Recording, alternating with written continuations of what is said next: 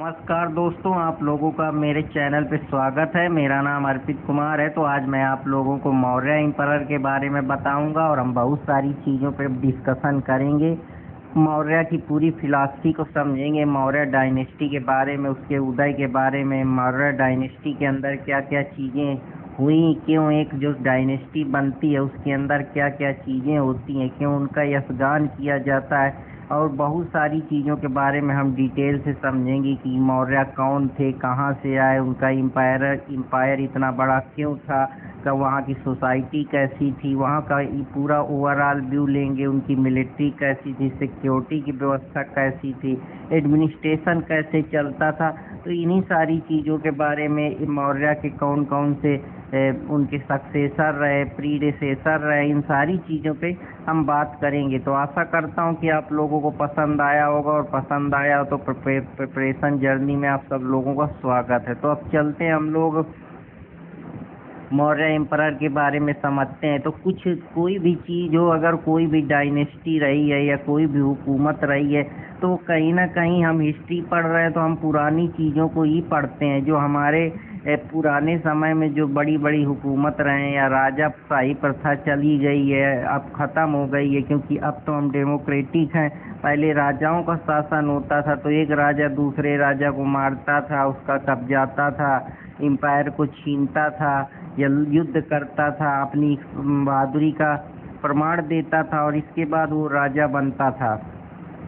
तो उन्हीं में से एक मौर्य साम्राज्य है, जो काफ़ी बड़ा साम्राज्य है अपने आप में। कि मौर्य साम्राज्य के बारे में हम समझते हैं कि इनका जो सम्राट था वो कहाँ कहाँ फैला था।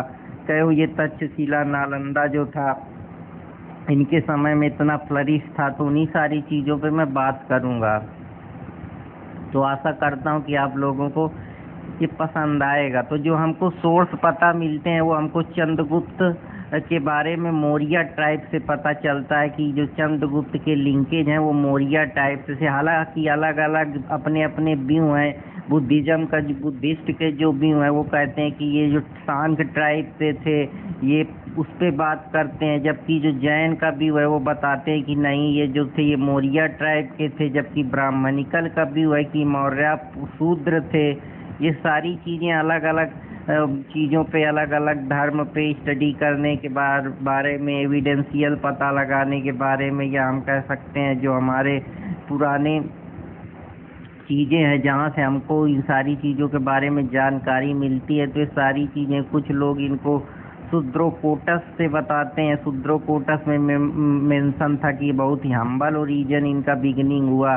तो ये ग्रीक व्यू अपना अलग व्यू मानते हैं, क्योंकि कोई भी हो, अब ये सारी चीज़ें कहीं ना कहीं से पढ़ी गई हैं, ली गई हैं, तो उनके बारे में अलग अलग सूत्रों पे, अलग अलग धर्मों पे, अलग अलग इंस्क्रिप्शन पे, या कहीं पे जो भी चीज़ें पहले के दौर पे कुछ अवशेष छूट गए, एविडेंस छूट गए, तो वो इन्हीं सारी चीज़ों की बात करते हैं।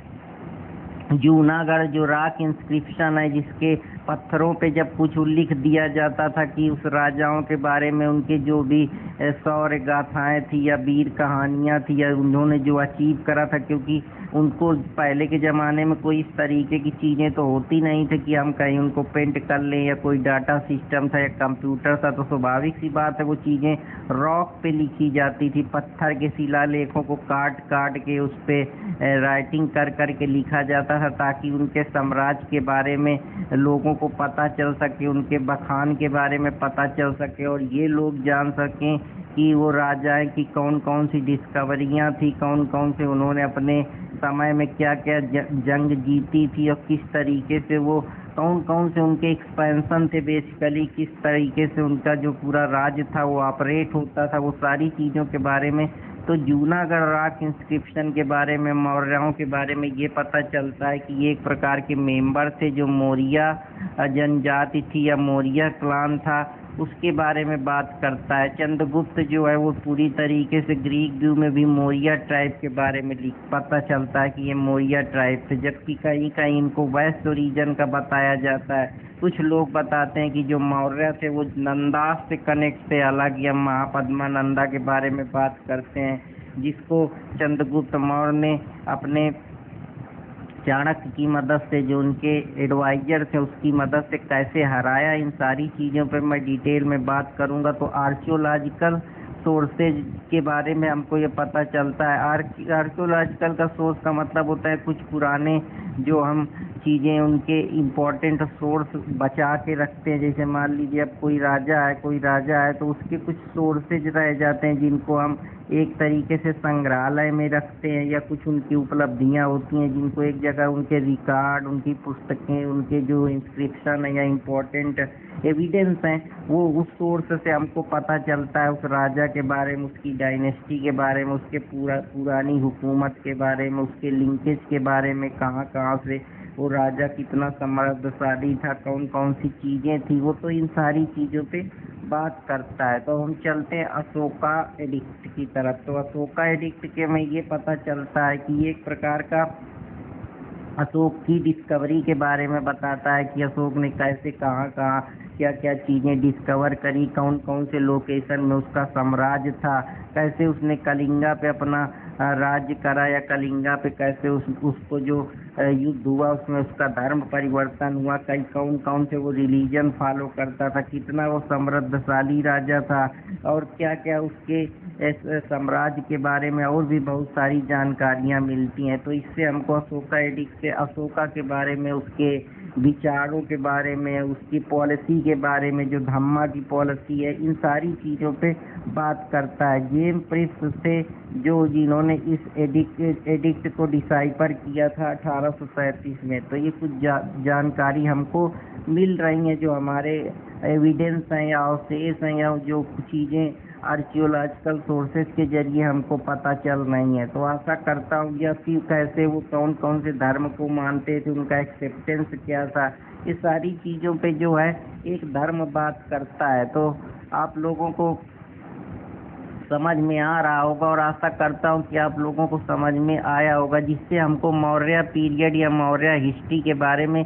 क्लियर जानकारी मिलती है। जैसे जटाका टेल्स में जो कहानियाँ होती थी, जो बुद्धा की प्रीवियस, वो कैसे जीते थे, कैसे रहते थे, क्या उनका रिलीजन था, किस तरीके से वो डिसिप्लिन करते थे, कौन कौन सी उनकी रिलीजियस प्रैक्टिस थी, कौन कौन से उनके फिलॉसफी, टीचिंग, उपदेश थे, उन सारी बातों पे जो जटाका टेल्स है वो बात करता है। वहाँ का किस प्रकार का सामाजिक और आर्थिक स्ट्रक्चर था उस समय, मौर्यन एम्पायर में कैसी सोसाइटी थी, कैसा वहाँ का ट्रेड था, कॉमर्स था, एग्रीकल्चर व्यवस्था थी, क्या फर्टाइल लैंड थे या नहीं थे, कौन कौन सी जगह पे उनका जो इकोनॉमिक स्ट्रक्चर फैला हुआ था, कौन कौन से टैक्सेस थे, ये सारी चीज़ों के बारे में हमको पता लग रहा है। जैसे हमको अशोका वंदना और दिव्य नंदना जो कि है वो बिंदुसारा रीजन के बारे में हमको पता चलता है, जो कि बताते हैं कि तक्षशिला में उन्होंने किस प्रकार से अपने जो चीज़ों को तक्षशिला जो एक हम कह सकते हैं कि बहुत ही पुरानी यूनिवर्सिटी थी, जो फिलॉसफी, लिटरेचर और इन सारी चीज़ों के बारे में बड़े बड़े जो लोग होते थे वहाँ अध्ययन करते थे, उनको रिलीजियस डॉक्ट्राइन और फिलॉसफी के बारे में बताया जाता था, और वहाँ बहुत सारे धर्मों के बारे में पढ़ाया जाता था, उपनिषद हो, फिलॉसफी हो, एस्ट्रोनॉमी हो, तो ये सारी चीज़ें मौजूद थी। तो ये सारी चीज़ें जो हैं वो हमको इनके जरिए पता चलती हैं, या हम उन मौर्य एम्पायर के बारे में समय क्या क्या प्रेवलेंट था उनके बारे में हमको जानकारी मिलती है। मौर्य की लाइफ किस प्रकार की थी, अर्ली ईयर्स में किस तरीके थे, बाद में कैसे मगध को उन्होंने कंक्विस्ट करा, कौन कौन सी समस्याओं से वो जूझे, जैसे मगध में फेमाइन आया, क्यों कैसे उन्होंने अपने धर्म को जो है वो जैनिज्म की तरफ मोड़ा। तो ये सारी चीज़ों के बारे में इन स्टोरियों में, इन कहानियों में हमको पता चलता है।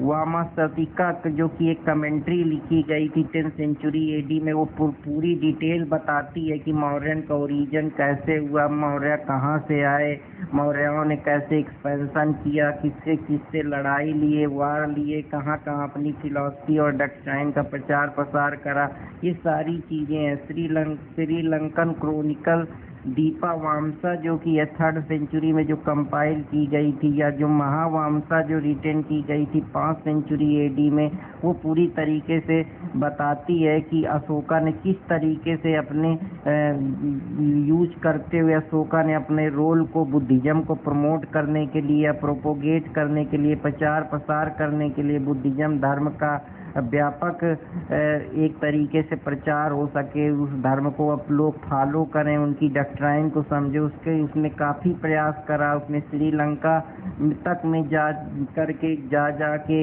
या अपनी बातों को प्रचार प्रसार कराया और बुद्धिज्म जो था उसको पूर्ण रूप से आगे ले गए। जो मुद्रक राचका विशाखा दत्त के द्वारा 4 सेंचुरी एडी में लिखी गई एक संस्कृत ड्रामा था, वहाँ की जो मौर्य संस्कृत थी, मौर्य कल्चर था, उनकी सोशल इकोनॉमिक स्टेटस थी, वहाँ की सोसाइटी कैसी थी, वहाँ का सेटलमेंट कैसा था, कास्ट सिस्टम कैसा था, स्टेटस लोगों का क्या था, उन सारी चीज़ों पे बात करता है। तो आशा करता हूँ कि आप लोगों को ये भी पसंद आया होगा। एडिशनल सोर्सेस से हमको ये पता चलता है, जैसे राज तरिंगनी है जो कि कल्हाना के द्वारा लिखी गई, या बृहत कठमांजरी जो है वो क्षेमेंद्र के द्वारा कंट्रीब्यूट कई, जो और मौर्य हिस्ट्री के अंदर प्रकाश डालते हैं, उनके बारे में पता लगता है। और हम बहुत सारी जानकारी हमको अलग अलग शास्त्रों से, अलग अलग रिलीजन से, अलग अलग आर्कियोलॉजिकल सोर्सेस से पता चल रहा है कि मौर्य थे कौन, मौर्य आए कहाँ से। कोई मौर्य ट्राइब की बात करता है, कोई कुछ बताता है, तो अलग अलग सोर्सों पे उनके बारे में अलग अलग जानकारी दी गई है। कौटिल्य का जो अर्थशास्त्र था, जो उनका एक संस्कृत में वर्क था, वो कौटिल्य के बारे में बताता है कि कौटिल्य ने किस तरीके से जो पब्लिक एडमिनिस्ट्रेशन को मजबूत करने के लिए या उसको मजबूती देने के लिए किस प्रकार से चंद्रगुप्त के वो प्राइम मिनिस्टर रहे, उनको कैसे अलग अलग टॉपिक पे ज्ञान दिए, कैसे कोई स्ट्रेटजिक जो जंग है जीतनी है, किस प्रकार से डिप्लोमेसी करनी है, कैसे गवर्नेंस करना है, ये सारी चीज़ों के बारे में कैसे उनकी मदद से उसने जो बहुत उस समय के और छोटे छोटे जो हम कह सकते हैं डायनेस्टियाँ थी या रीजनल एम्पायर थे, उनको हराने में मदद करा और उसके साम्राज्य को एक मजबूत आधार दिया।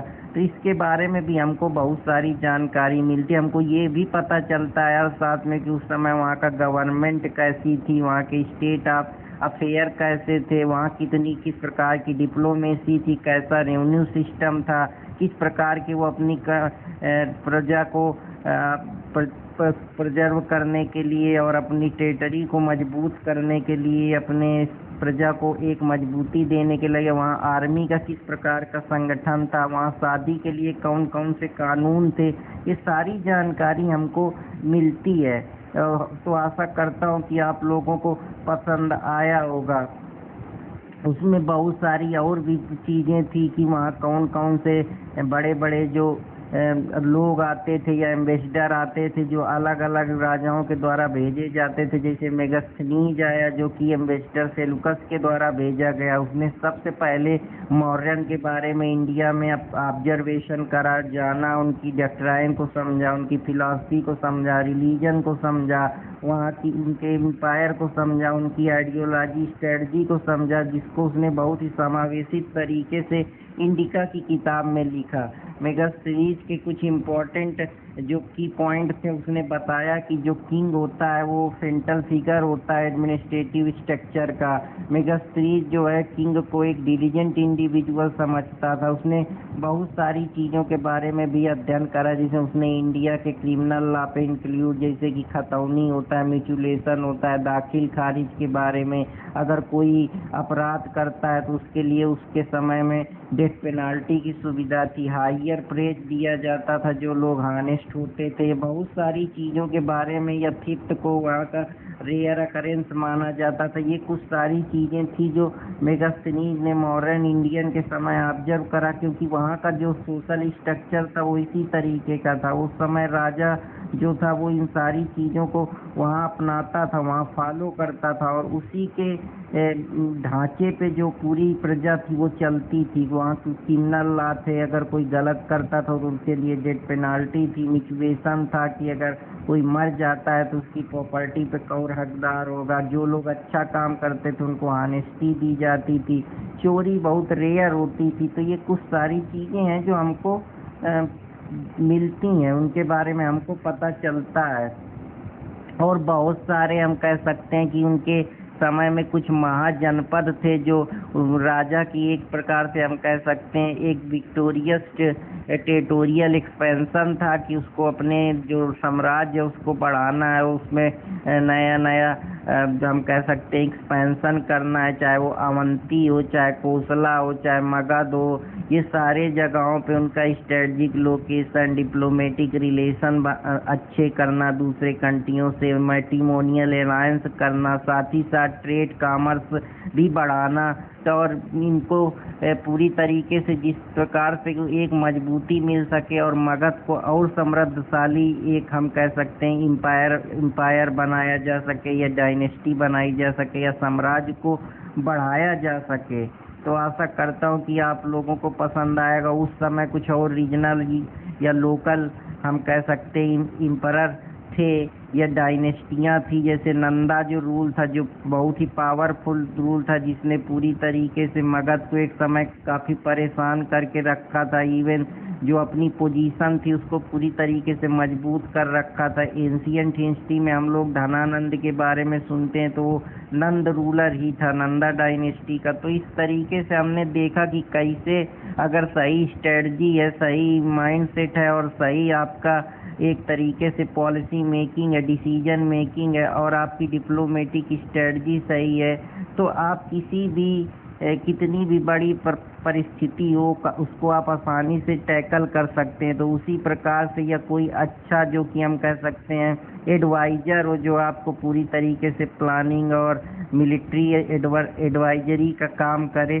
तो आप किसी भी चीज़ को आसानी से हरा सकते हैं। जैसे कि चंद्रगुप्त मौर्य को चाणक्य ने कितना बेहतर तरीके से बताया, कितना बेहतर तरीके से उनके अंदर परिवर्तन करा, उनको मजबूत करा, उनको लड़ने का सामर्थ्य दिया, और इंड में उसने कैसे धनानंद को पराजित करके एक मगध को और शक्तिशाली हम कह सकते हैं इम्पायर बनाया, और किस तरीके से जो एक मगध की पूरी हम कह सकते हैं कि इम्पायर था या स्टेट था, उसको किस प्रकार से मजबूती मिली। तो ये सारी चीज़ें जिनके बारे में मैं आप लोगों को बता रहा हूँ। तो चंद्रगुप्त जो था, चाणक्य की मदद से कैसे उसने मौर्यन एम्पायर को मजबूत किया, उसका एक्सपेंशन किया और नंदा डायनेस्टी को ओवरथ्रोन करने में सफल रहे। तो जो चंद्रगुप्त हम कह सकते हैं कि एक बहुत ही शक्तिशाली, विवेक और बुद्धिमान और साथ ही साथ मोस्ट पावरफुल लीडर ऐसे ही नहीं बना, उसको बनाने के पीछे चाणक्य का बहुत बड़ा हाथ रहा है। चाणक्य की नीतियाँ, चाणक्य के उपदेश, चाणक्य का डिसिप्लिन और चाणक्य की जो आइडियोलॉजिकल थिंकिंग थी वो उसको मजबूत बनाई, जिसकी वजह से जो वो है वो अपने एक राज्य का एक्सपेंशन करने में सफल रहा, और एक बेहतर हम कह सकते हैं कि उसने जो मगध था या अवंती था या कोसला था उसको और बेहतर रूप दिया। और उसके बारे में कई सारी जो इंस्क्रिप्शन है जहाँ उनकी गाथाओं के यशगान लिखे रहते हैं, जिसमें से सोना गुड़ा कापर प्लेट इंस्क्रिप्शन जो कि गोरखपुर डिस्ट्रिक्ट में है वो ये बताता है, या महास्थान इंस्क्रिप्शन बोगरा डिस्ट्रिक्ट में है जो कि ये बताता है कि जब वहाँ पे कुछ मीजर लिए गए, जब वहाँ कठिनाई आई या फेमाइन का समय आया, तो उसके बारे में पता चलता है कि चंद्रगुप्त मौर्य के समय किस प्रकार से उसने सर्डोकोटास जो था ग्रीक, उससे मदद ली, और चंद्रगुप्त ने अपनी एक्सपेंसिव पॉलिसी को सेंट्रलाइज किया, कंट्रोल किया प्रेजेंट जो इंडिया में है। तो ये सारी चीज़ों के बारे में हमको पता चलता है कि उनके प्लेट इंस्क्रिप्शन में उनके यशगान, उनके जो उन्होंने अचीव करा, जो उनकी स्ट्रेटजियाँ रहीं, जो उनकी इम्पोर्टेंट कुछ इंफॉर्मेशन या इम्पोर्टेंट जो उनके अचीवमेंट थे या प्राइड मूवमेंट थे, वो इन सारी चीज़ों पे लिखे हुए थे। तो जिसकी वजह से हमको पता चलता है कि उसने पूरे कलिंगा के साथ पूरे साउथ में रूल किया 320 बीसी से लेकर 257 बीसी तक। तो आज जानकारी आप लोगों को इस तरीके से मिलती है। जैन सोर्स की रिपोर्ट है जो बताती है कि चंद्रगुप्त ने किस प्रकार से धीरे धीरे अपनी लाइफ में परिवर्तन करा और वो जैनिज्म की तरफ उनका रुझान बढ़ा, किस प्रकार से वो आगे चल के जैन के जो संत थे भद्रबाहु उनसे प्रभावित हुए। इवन वो साउथ इंडिया या अलग अलग जगह जाकर अपने कुछ दिन जीवन के गुजारे, जिसमें से उन्होंने श्रवणबेळगोला में जहाँ पे उन्होंने जैन प्रैक्टिस को माना और धीरे धीरे वो साल्वेशन की तरफ पहुँच गए, जिसको उन्होंने सलेखाना के नाम दिया। तो कैसे राजाओं के अंदर भी धर्म परिवर्तन, एक समय पैसा पर और हर चीज़ पे एक्सपेंशन करने पे, एक दूसरे को मारने पर उतारू थे, लेकिन धीरे धीरे इंसान कैसे कैसे जब सब चीज़ें हो जाती उसके आइडियोलॉजी को चेंज किया जाता है, उसमें परिवर्तन किया जाता है, तो कैसे कैसे वो स्पिरिचुअलिज्म की तरफ जाता है। तो इसका जीता जागता उदाहरण चंद्रगुप्त के रूप में आप लोग देख सकते हैं। फिर इसके बाद बिंदुसारा 298 से 273 बीसी में रहे। बिंदुसारा जो है वो चंद्रगुप्त को सक्सीड करके बने, जिनको हम अमृतोचैट्स के नाम से भी ग्रीक में और बिंदुपाला चाइनीज टेक्स्ट में पता चलता है। बिंदुसारा जो है वो पूरी तरीके से तिब्बतन बुद्धिस्ट मॉन्क के द्वारा उनके डॉक्यूमेंट तारानाथा में उसके बारे में जानकारी मिलती है, जो कि कहीं ना कहीं उनके समय में 16 सेंचुरी में आए थे। बिंदुसारा ने अपने जो राज्य था उसको एम्पायर को एक्सपेंड करने के लिए वो 16 जो अन्य राज्य थे उनको कन्क्वायर करा। तो इससे ये पता चल रहा है कि बिंदुसार भी काफ़ी पावरफुल था और आसानी से हार नहीं मानता था, स्टबर्न था, लीडरशिप क्वालिटी थी। किस प्रकार से उसने अपने पूरे जो उसका एक एम्पायर था वो पूरी तरीके से अरेबियन सी से बे ऑफ बंगाल तक फैला था। तो आप इससे अंदाज़ा लगा सकते हैं कि कितना शक्तिशाली राजा रहा होगा बिंदुसार, जिसने कोई भी कठिन परिस्थिति, जैसे उसके पिता चंद्रगुप्त रहे उसी प्रकार से उनका बेटा बिंदुसार भी आसानी से नहीं आ रहा, लड़ता रहा। तो ये सारी चीज़ें आप लोगों को पसंद आई होंगी, और अगर पसंद आई तो कृपया चैनल के साथ जुड़े रहे। तो फिर मिलूँगा कोई नए टॉपिक के साथ, तब तक इजाज़त दीजिए अपने दोस्त अर्पित कुमार इलाहाबादिया को। और ये मौर्यन एम्पायर का लेक्चर आप लोगों को पसंद आया तो चैनल को लाइक सब्सक्राइब करते रहे। जय हिंद दोस्तों, जय भारत।